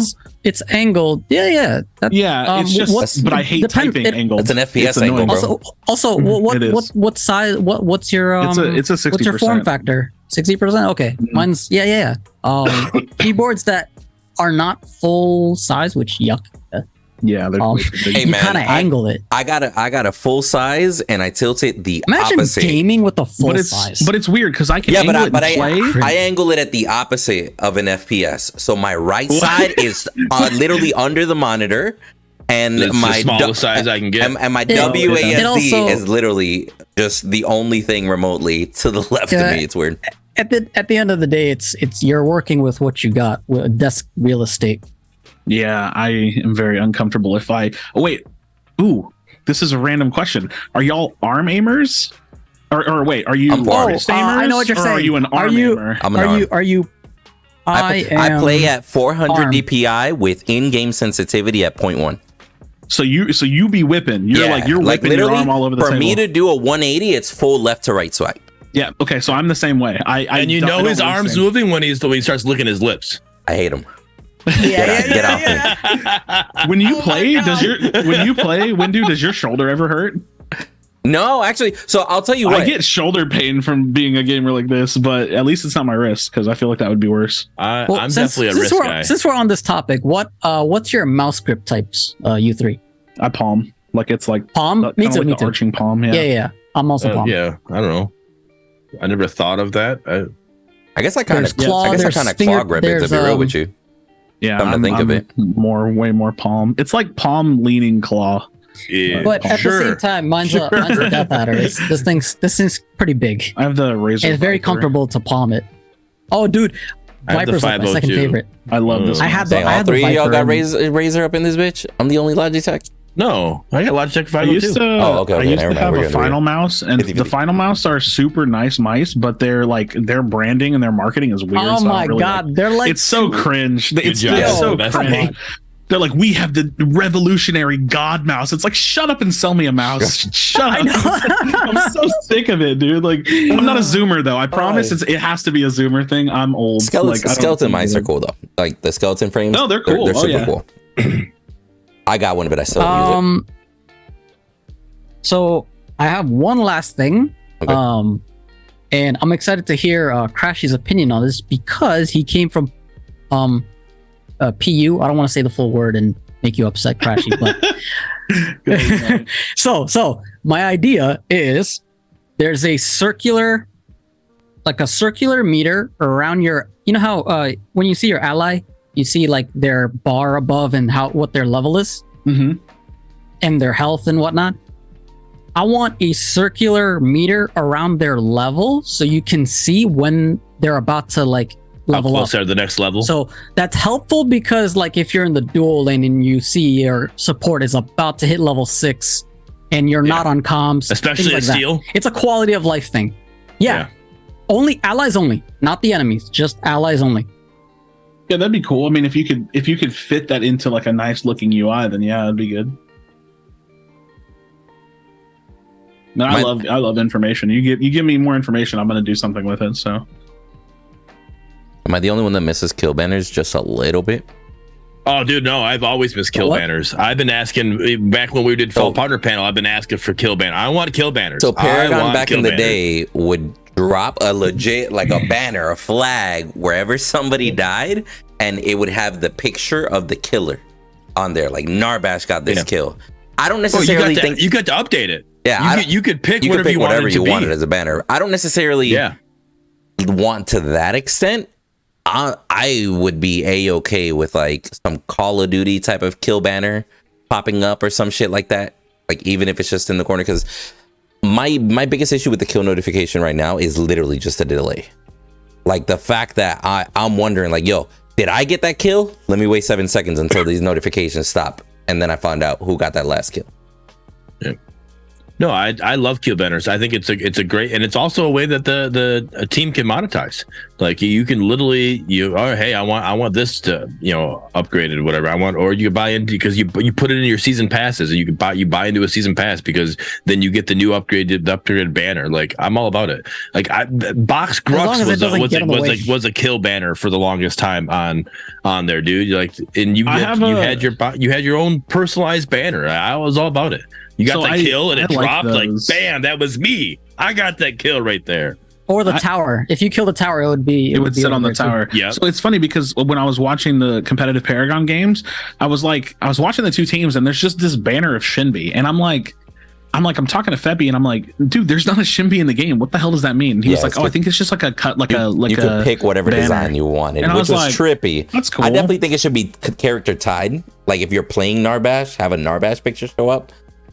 But yeah, I mean, sure. But so I have another little mini monetization, but also customization like question. When I used to play Overwatch, I had so much fun with the sprays. Do you think they could do something like that in this game? Like a spray, like a sticker spray? Yeah, like a stick. Like if you're looking at a wall, you press key and you spray it, or you spray the ground. Because I would love that. I would love Chimera. I love those because I like the toxic ones. Yes, bro. That's what I'm saying. Like, yes, imagine a Chimera with a Grux sucks because he's already got the Chimera, the Grux pelt skin. And then imagine being the Grux jungle. You go to your blue, it's gone, and you see Grux sucks on there, bro. Dude, I like the ones that are like in the death moment toxicity. So like if you get a kill, you look down at their body and you spray like a salt shaker or some shit. You spray a salt shaker, and the salt shaker's like animated and shaking. Cool. Dude, I think that like that gives them an opportunity to go crazy with their art team, right? Because you have to make a bunch of art, little animations and stuff. But also like it gives you like flavor and personality. You could do that though instead of being a spray, but you could do both. I'm not saying you can't do the sprays, but you could just do the little salt emoticon, like and have it go above the head and have it be like salt shaker the above items the head whenever you activate them, for example. Dude, I think so when you do the health pot, you get the health pot instead. So when you hit it, you're doing an emote, so it'd also be the salt shaker above your head. You know, Little or you things have, like that have give the Salt Bay, game like a sense of like liveliness. have the to it, Salt Bay right? meme go above. That would be great. That would be funny. I think little things like that would be really, really funny. Also, honestly, breeds toxicity, even just emotes. I mean, but it's not like there's an all chat, right? Which that's a different conversation. But even emotes in general, bro, like not for nothing, but like imagine being a Richter that lands a pull, you get the kill, and now you're a Richter sitting there going like laughing just randomly. It's like that son of a bitch, bro. Oh my god. All right. Any more UI update? Anything else? Map, ping system, whatever. Ping system. What do you guys think about the ping system? I know like there's things that needs to get updated, whatever. I got one gripe. That free mouse ping, like you just look and hit your middle mouse button. I don't want that to be attack always. I just want it to be a random ping. Let it show on the mini map. Let it be shown visually. Don't write anything in the chat for that free mouse ping. Unless I'm pinging an objective, unless I'm like, you get me? Like if I ping my carry, it'll say defend this person. If I ping gold, it'll say attack gold. I get that. But literally if I ping, like I what was it? I did ward right lane and I pinged a spot for my carry just so he knows where I'm telling him to ward. And it immediately said attack here. Homeboy ran up there, kept going and started fighting. I'm like, bro, like not what I was trying to tell you to do. Just because I pinged attack here and he thought I was going to go with him. Right. I just want that free ping to be just a normal ping, not attack always. Yeah. Just a literally this location. Just a attention here. Look at this location. Yep. No, and then I agree with that. That's what I think that makes a lot of sense. I think if you directly ping something, maybe depending on what's going on, like the gold buff. Like if you literally click gold buff and how it becomes red, that becomes it. Because if you click over towards gold buff, it's still just that blue drop, right? The little thing that drops down on the screen, or you look over, like, oh, that's where they're pinging. It's just blue. But if you actually click gold buff, it turns red. I think that's fine for it to be like you clicked it, like, hey, that's where we want to attack here. But if you're just clicking an area, like I definitely agree with it being just a normal, hey, attention here. Pocket brings up a great point.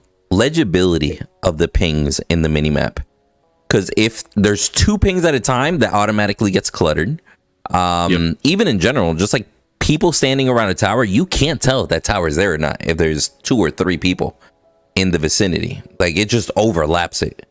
So that's going to be a lot harder, figuring out how to maximize, minimize, and improve the legibility of the minimap with the pings and everything. But just more expensive ping. That's what I would like. Okay. Nice. I don't like how when you pull up the ping, you hit the button to bring up the ping system.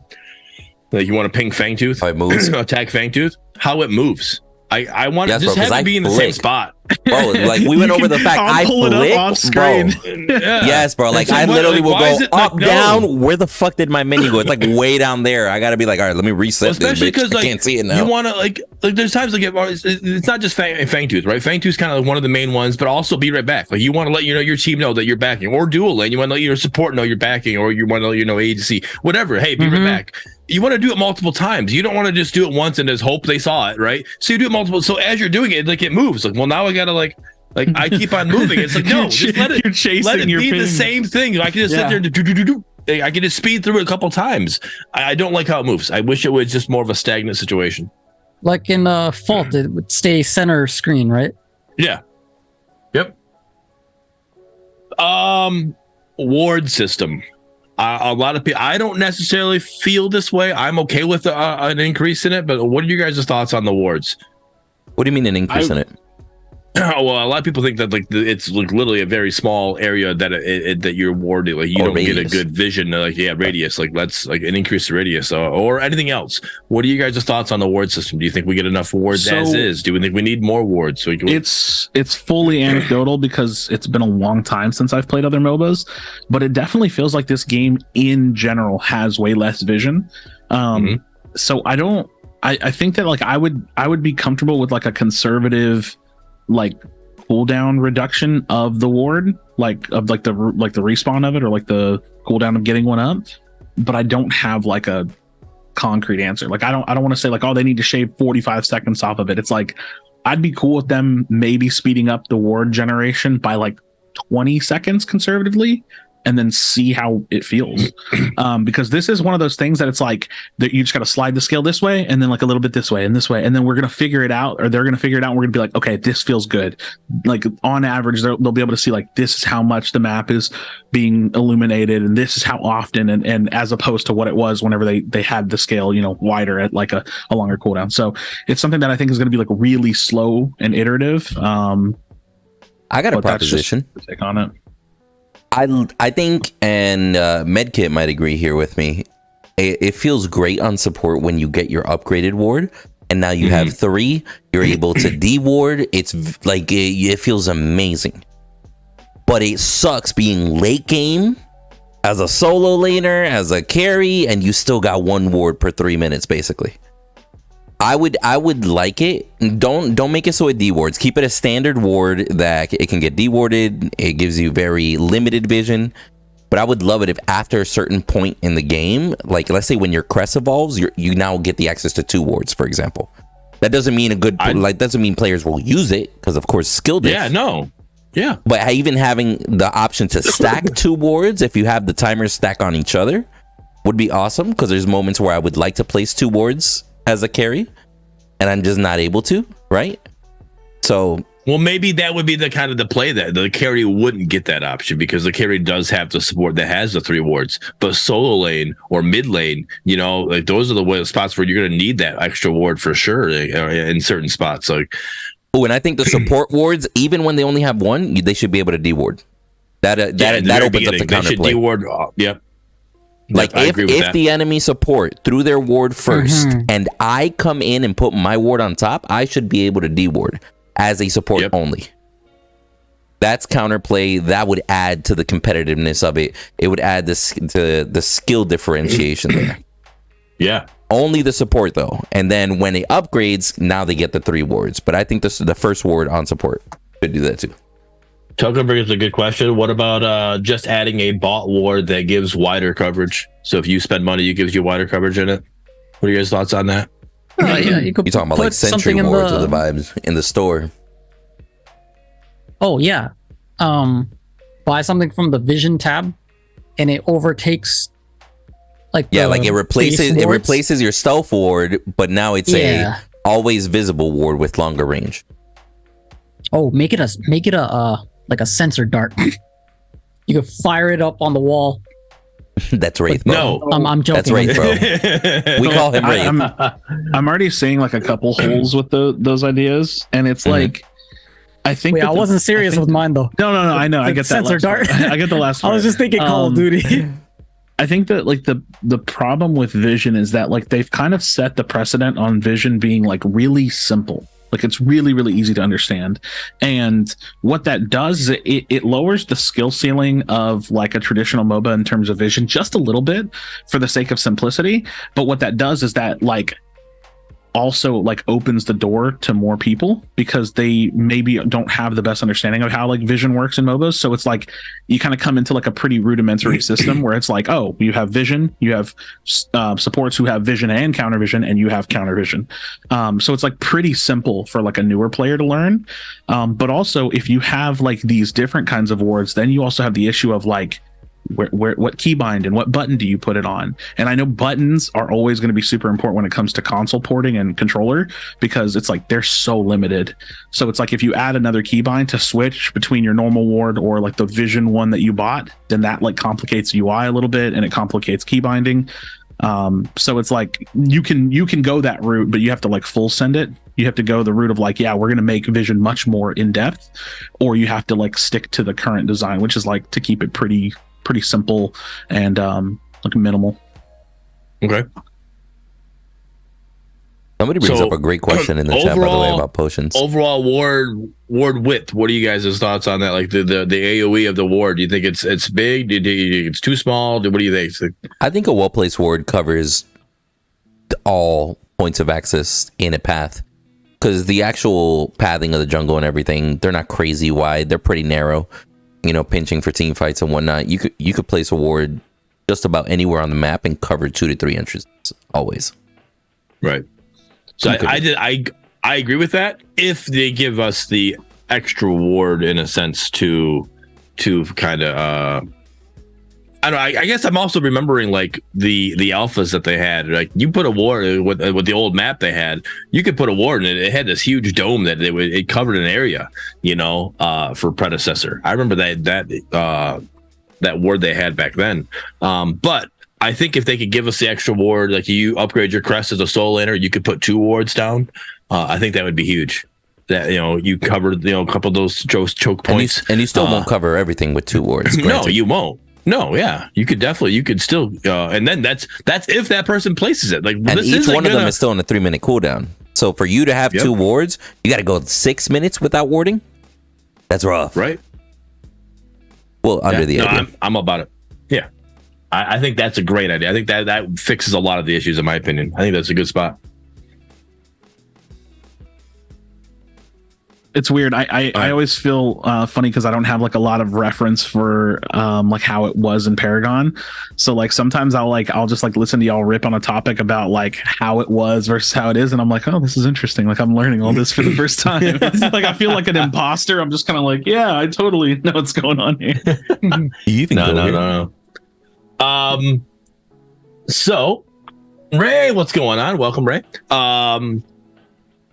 It is also saying in chat, and the wards are designed for choke points, but all the jungles exit entrance points are choke based, and that makes sense. I get that.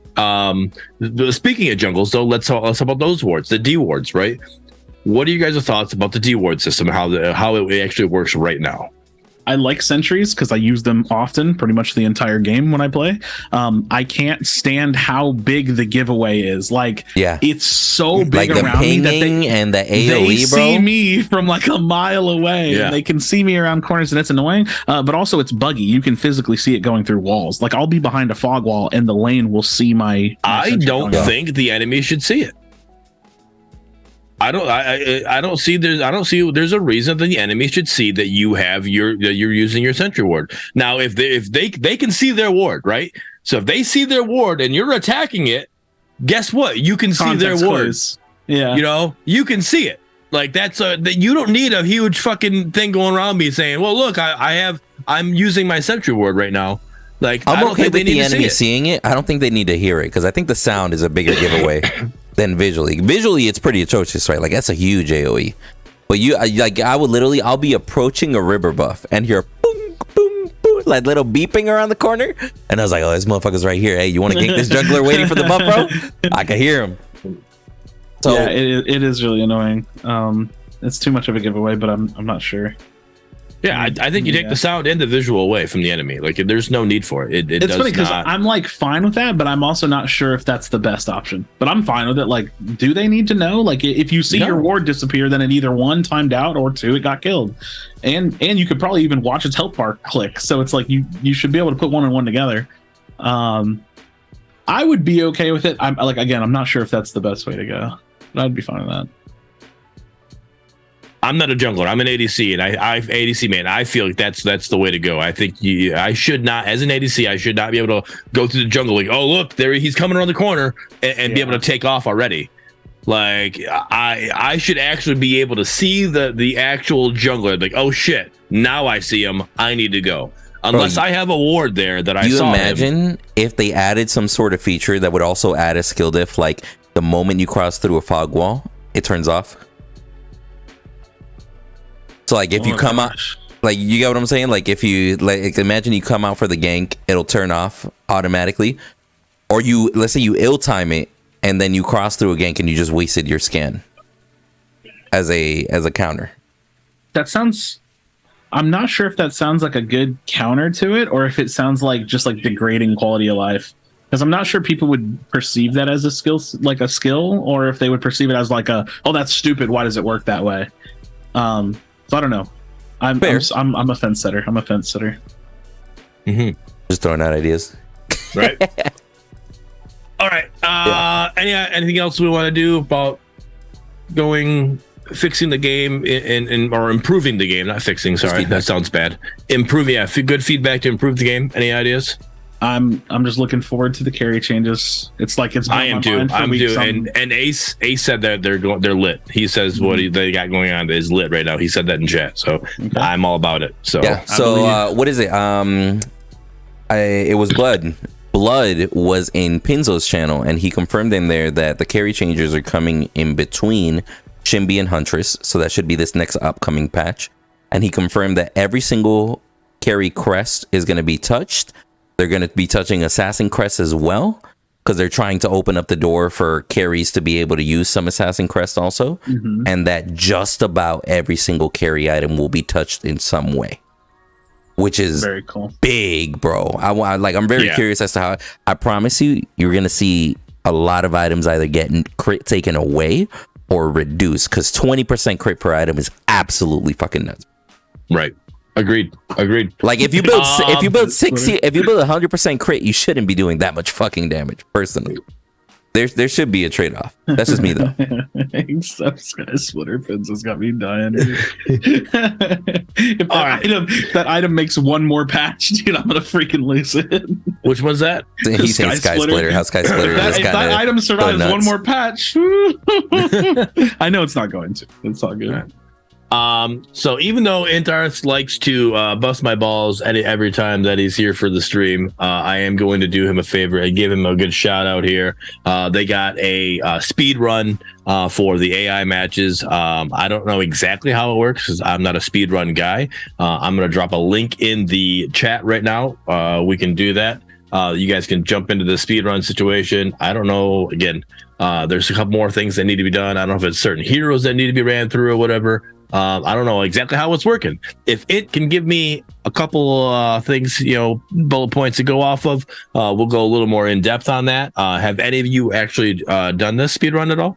I haven't, but what it seems like to me is that they're just trying to time out their speed between starting and ending a game. Like, so which team composition, which strategy is gonna, like, as a group of 5 is gonna speed run that the fastest, which for a MOBA is really cool. Like, I'm impressed by that because I think speedrunning is cool in its own way, but you're like mixing like the one thing that you could speedrun in a MOBA into this world. So that's pretty cool. I don't know that I'll try it, but if y'all ever record runs of that, and if you ever have like the world record run, you should definitely post that so people that like are in the speedrunning world can kind of get into that. I think that's really neat.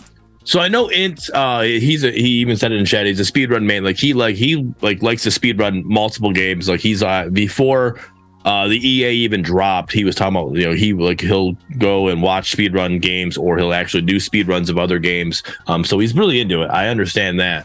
But since a few heroes are left to complete the look of all of them, and then there's a 4-man group that did it. So yeah. I had Fault world record. Oh, nice. There you go. That's super cool. Right. Yeah. It was something that I didn't know there was a speedrun thing going on with it, but I know like with Fault, there was things that we would do immediately, like while we're waiting for like, hey, we know Windu's going to join up with us. So while we're waiting for Windu, let's just go into AI matches and we're going to see what we're going to figure out. Like, all right, let's all pick ADCs and we're just going to press down a lane and see how fast we can get the core down. Right. And that's just what we'll do. We'll do things like that and see if we can counter. So I remember that was something we did with Fault. So, yeah, no, but anyways, the link is in chat. You could use that, go from there. Enjoy it, let us know. And I know Int will enjoy that. So, anything else, guys? All right, we are close to that 2-hour mark. So we could probably start doing our closing remarks here. So I guess in the same order that we introduced ourselves, Crashy, Medkit, myself, Windu. Anything to the community, anything to the devs? To the community, man, this is going to be I think I've talked about this on the podcast before. These posts that I see on Reddit that spark up where people are like, oh, this game's toxic, or I had a toxic game, or something, man. My wisdom is to use the tools you have at your disposal, man. Mute those people. Don't let those people steal your joy. Don't let them steal your fun. If somebody's being an asshole to you, mute them or turn the team chat off, man. Do what's best for you so you can enjoy the game. So that's my message to the community. To the devs, keep it up. I'm looking forward to the changes. I'll give you my feedback, and hopefully y'all enjoyed the most recent tournament series because it was honestly amazing. Super, super fun to play in and super fun to watch the finals go down. So yeah, looking forward to competitive nights whenever it comes out. I see. Medkit. All right. So I already gave my message to the devs throughout the episode, so I'm going to skip that. And well, I'm going to remind them it would be nice if we get spectator mode. But besides that, message to the community. I would say if you're having trouble with Shinbi and you can build Void Helm or even play Crunch, try it. But other than that, my name is Medkit. I make Predecessor content on YouTube. The link, if you're watching on YouTube, it'll be in the description below. Come check me out and hope you enjoy my content. I see. Windu, you go first because I'm gonna look for something. Okay, bet. So my feedback's actually going to be to the community, man. I've seen a lot of people playing with buddies, whether it be on a stack or just like a duo or a trio. Like, keep that shit up, guys. Like the community engagement, the community support around these these tournaments that are going on. It's awesome to see the community slowly growing that way and thriving. I think that competitive community starting to thrive is almost gonna put a little bit more of a push as far as that spectator mode goes, Medkit. So I think you're gonna see that happen a lot sooner than they probably expected, because all these tournaments are starting to pop off. They probably were waiting on tournaments to pop off to put a little bit of rush there. But I will say, keep that shit up. I've noticed a lot less forfeit just because you're 4 kills behind and shit like that. You still have maybe like a negative Nancy here or there, but just keep fucking playing. Keep having fun. Keep giving feedback, and you'd be surprised whether it be a comment on YouTube, whether it be a comment on Twitch. Typically, there's a dev somewhere reading something and sharing it with people. So don't hesitate to leave a comment. And we always go through our comments and we'll answer them as well. And we even bring up some of them on future episodes like we did on this one. So leave us feedback as well as them throughout the video. We appreciate it. I'm Windu, by the way. All right. Totally through that. I'm Windu. All right. So Jelly went through and they had the hunt begins when they kind of like their what's looking for their roadmap in a sense for the hunt begins, that little December to March season 1, and he went through and he was able to mark all of the things that we have already and things that we're still looking for. And the feature plan to release during season 1, the things that we're still needing, and it's very little public API. I'm very little in the amounts, not very little in how they are, right? So public API tutorial version 1. We got skins, we got custom games, we got match end details, competitive nights, profile account icons, we got those. Creeper score bounties, we got that. Solo versus AI game mode, we got that. Spectator mode and replays. Fang2 buff improvements, we got that. Player reporting AFK punishments, we got that. So we're literally missing 4 things out of that thing that's left, all right, that's coming up. So we got 2 decent patches coming. We got the one before Huntress comes out, then we got the one that when Huntress comes out, and one after Huntress. So we got 3 patches that are coming up. We got to get 4 things, those big things, and they're not additional improvements and bug fixes. I think it was said that this list is a show of intent. Some features may not make in during. It says it on the picture, may not make it during the season, but they've literally given us almost everything they wanted on that. We're only missing 4 things so far, and we still have a chance of getting all 4 of those things. That's great. Everything that's on the list, right? So I wanted to point that out. I saw that. I thought that was awesome. I thought it was great on the devs that they're literally knocking out their list that they wanted to do. But we still got time. Like I said, we got like 3 big patches that are coming up within this time frame. So we still got time, or they still got time to get those things in there. So that's great. So that's that, bro. I wouldn't have known. That's awesome to know. So that's my little shout out to the devs. Appreciate that. Keep up the work. Let's go with that. As it comes to the community, I love the fact that we're not seeing as many surrenders. All right. So that says a lot. So don't mentally think about the score, just mentally work on what you're doing as a gamer and try to get yourself, even if I said those games where I was doing bad in solo lane, like the rest of my team is doing well. All right. So I'm not sitting there hitting F1 the whole time. I'm sitting there trying to work on what I can do to get better as a solo laner, right? Or what I can do better as a gamer myself. So just work on yourself in those situations that you're just having bad games. Try to figure out what was causing you to have a bad game and then work on that and go from there. Because that's just going to make you a better gamer, which is going to make the games better in themselves, which we're all going to blossom from that. So other than that, I hope you all had a great one. I had a great one. Hope you enjoyed the episode. Don't forget to like and comment GG in the chat or in the comments below. And we'll see you on the next one, guys. Crew, hit up that GG, letting us know you made it. Peace. Peace.